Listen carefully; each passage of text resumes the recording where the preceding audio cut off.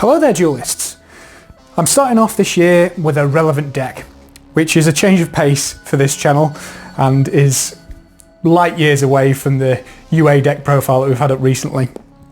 So, as you can see, it's Virtual World on the playmat. Virtual World debuted recently in Phantom Rage and quickly became the deck to beat in a ban list that kind of got rid of Noble Knights and Dragon Link as relevant competition. And in my opinion, destined to be the final nail in the coffin for True King of All Calamities in what surely has to send him to the ban list. So let's hack into these psychics and worms of the virtual world to see what the fuss is all about.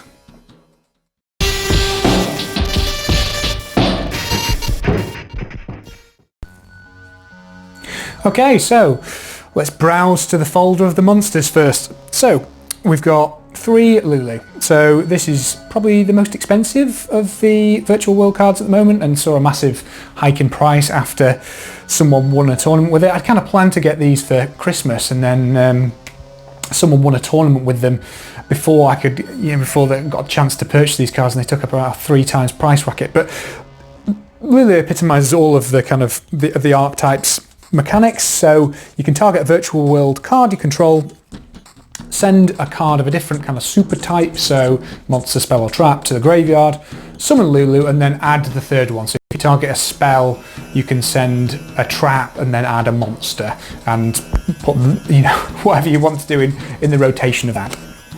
So Lulu is obviously a great starting card. They're all extenders as well, which is really, really solid. I mean, you can't really run them without it. Also, we'll run through the basics, which is the psychic wind type monsters tend to be the tuners, and the earth worms tend to be the non-tuners. Speaking of which, we've got Jiji. I'm not going to pronounce the entirety of the names because you'll notice they've got about 13 million names, and also some of them are really hard to pronounce. So, Jiujiu is very similar to Lulu in its summoning mechanics. Again, target, dump a card from deck to graveyard to summon it.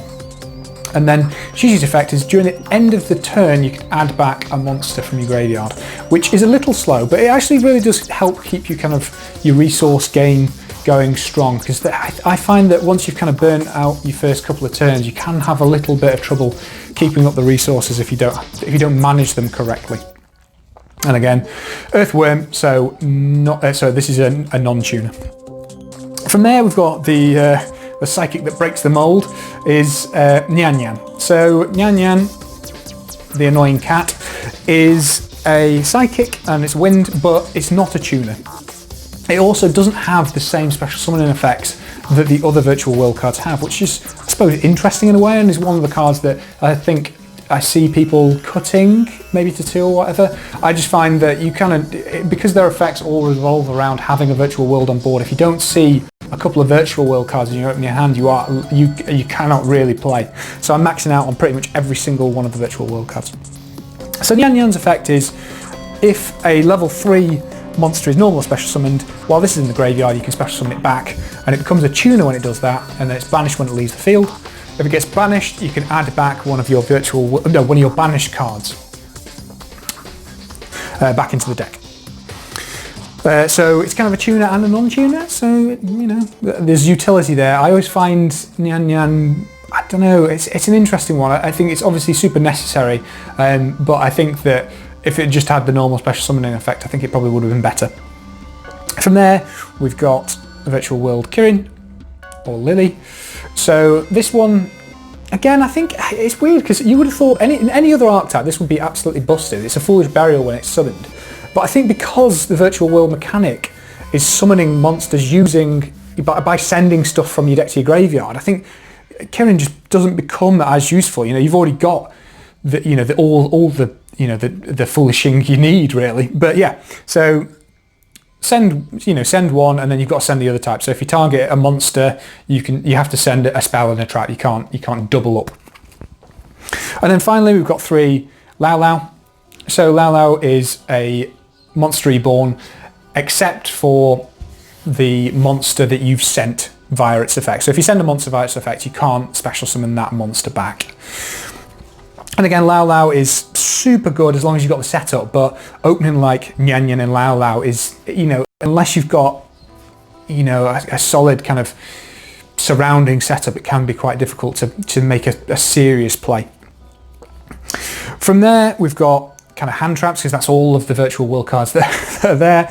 So we've got quite a large hand trap lineup. I'm running 3 Ash Blossom of Joyous Spring, 2 Ghost Ogre and Snow Rabbit, which is the new Mago rarity, which I actually quite like. I wasn't too keen on gold rarities normally, but this is yeah, pretty solid. And then finally we've got Psy-Framegear Gamma and its corresponding driver. So Gamma's actually really good because all of the virtual world activate in hand, which means that if your opponent Ash Blossoms them, you can Gamma in response, and that gives you kind of like, well, it's really hard for your opponent to get over at that point.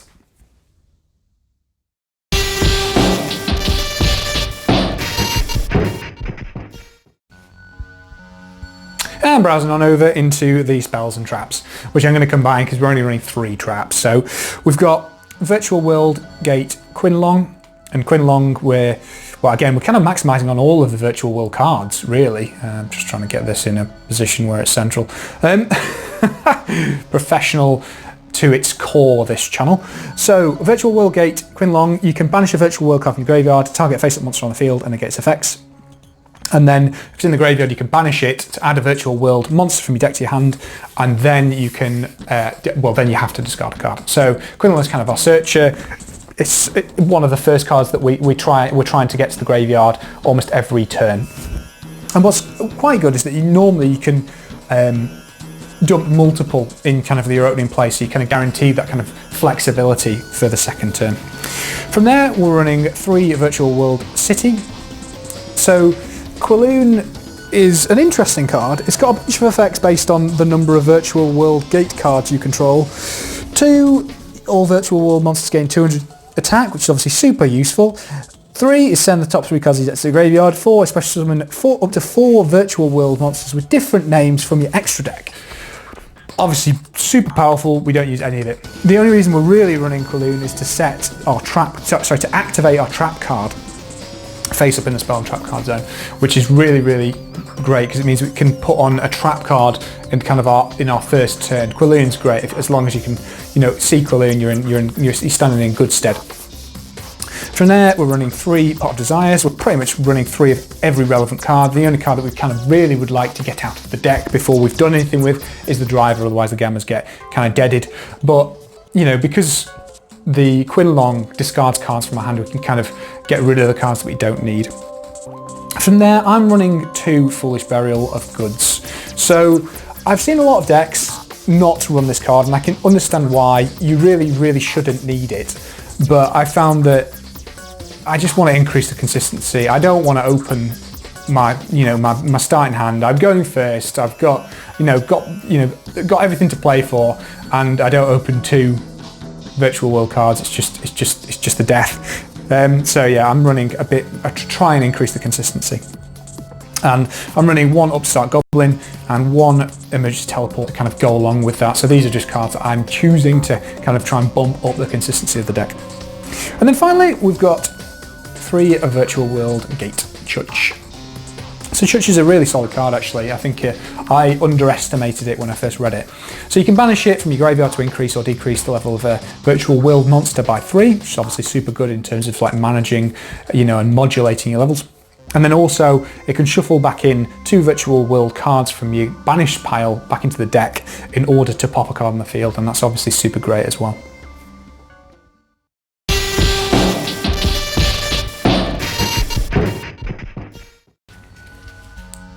Okay, so let's navigate on to the extra deck. So we've got 1 Virtual World Beast Jiujiu. So the Virtual World extra deck cards tend to have effects based on the number of cards you have in your graveyard. So normally it's like 2 of the same type or an attribute, and Jiujiu's kind of the epitome of this. So you can banish 2 of the same type or an attribute to target a card your opponent controls and send it to the graveyard, which is great. Not non-destruction. Unfortunately, it does target, but still worth having. And then if you've got 2 of the same type of attribute, it can't be destroyed by battle or card effects, so it's relatively good at staying on board. For the other 2 level 6s, they're kind of stepping stones and kind of allow us to draw cards. So Stardust Charge Warrior, draw a card when it's summoned. And then Cold Dragon, you can discard a card from your hand to pop a card on the field, which is, obviously still a relevant effect, and then if it's sent to the graveyard you get to draw a card. From there, as the single level 8 synchro, we've got Psy-Frame Omega. So this is for when, you know, you've got your Gamma and your Driver on field, and they tend to clog the board a little bit, so I just kind of wanted to get rid of them. But obviously this is super optional. You could, you know, tech in kind of whatever you wanted over the top of this spot. And then on to the level 9s. So we've got one Shen. So Shen's kind of like a mini macro Cosmos. So anything that would be sent from the field to the graveyard is banished instead. So that doesn't stop, you know, kind of like your Eldritch, you know, from hand effect and stuff like that. It's also got an effect where if one of your monster attacks, you can shuffle one of your banished cards into your graveyard. And then finally, if it's in the graveyard, not the turn that it was sent there, you can banish 2 monsters with different types and attributes and special summon a card back. So it's obviously pretty decent for recursion and stuff. And if in a simplified game state, it can cause spell destruction for your opponent. So then we've got another kind of drawing card, so Croco Dragon. Again, you kind of got the discard 2 cards to pop a card effect, but that really doesn't come up. It's mostly just the, you know, the draw effect, which is only, you know, the number of non-tuners that we're using to summon it, so it's normally only 1, but still keeping those draws going is super relevant to keeping your kind of your advantage going. And then finally 2 cards that I'm really glad of seeing play, like Cloud Castle and Vermilion Dragon Mech are obviously awesome. So when Cloud Castle is synchro summoned, you can target 1 level 9 monster in your graveyard and special summon that target. Level 8 or lower monsters on the field cannot attack the turn they are normal special summoned. That second effect is absolutely irrelevant, but the special summoning back is super useful. So Vermilion Dragon is also it fits super well into this deck actually. I'm really glad to see him play again. But once per turn you can banish one of your tuners from your hand, field or graveyard and then pop a card on the field. So that's super great. If it's destroyed when it's synchro summoned, so you can't use that if you brought it back with Cloud Castle, you can add one of your banished tuners back to your hand. So again, that's a once per turn effect, but if you use Cloud Castle, you can, you know, use the Vermilion Dragon multiple times per turn, start doing some popping. If you've got Shen, those cards are getting banished. You know, you can see kind of like the board breaking potential. And then finally, onto the XYZ. So we've got one Xiezhi, one Bamboozling Gossip Shadow as our rank 3 targets. So Shell's probably the one that I use the least, I would say. It just doesn't come up that often. You can target one face-up monster you control and it can't be destroyed by battle. And then if you've got 2 monsters of the same type and attribute, when it's after damage calculation, you banish the monster that battled with Xiezhi, which, you know, is non-targeting, non-destruction removal, which is obviously great. You know, it gets rid of stuff like Dragoon, but it's not ideal, I wouldn't say. Bamboozling Gossip Shadow, I don't really like that much, but I can see, you know, the appeal in terms of stopping hand traps. So when your opponent's monster activates an effect, you can detach 2, I believe, and the effect becomes both players draw a card. So it's useful, but I think the rank 3s are probably the bits that I use the least. So onto the rank 6s. So we've got one Fan and one Constellate Ptolemy N7. So Fan, you can detach 2 materials, to banish a card your opponent controls and a card in either graveyard, which is, you know, pretty solid. And then if it's destroyed by your opponent, you can special summon 2 virtual world monsters with the same type and attribute from your deck, which can come up.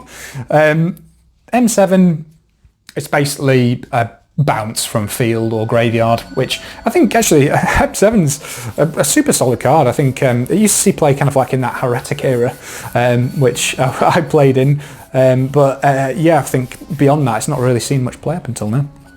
And then on to the rank 9s, which kind of seem to be where the force of the deck is. So we've got one Phantom Fortress, and then we've got 2 True King of All Calamities, and everyone kind of knows what True King of All Calamities does. It makes all your detach 1, makes all your opponent's monsters become a certain attribute, and then all monsters of that attribute can't activate their effects or attack, which is just, you know, and you can put out 2 of those, you know, in one turn. It's just an absolute crusher.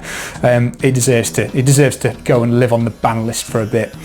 Phantom Fortress I actually really like. So it can banish a random card from the opponent's hand by detaching 1. It can banish a card from the graveyard. It can banish a card from the field. It's just, you know, a really versatile card. So again, with all those things, you can kind of see the toolbox nature of the extra deck.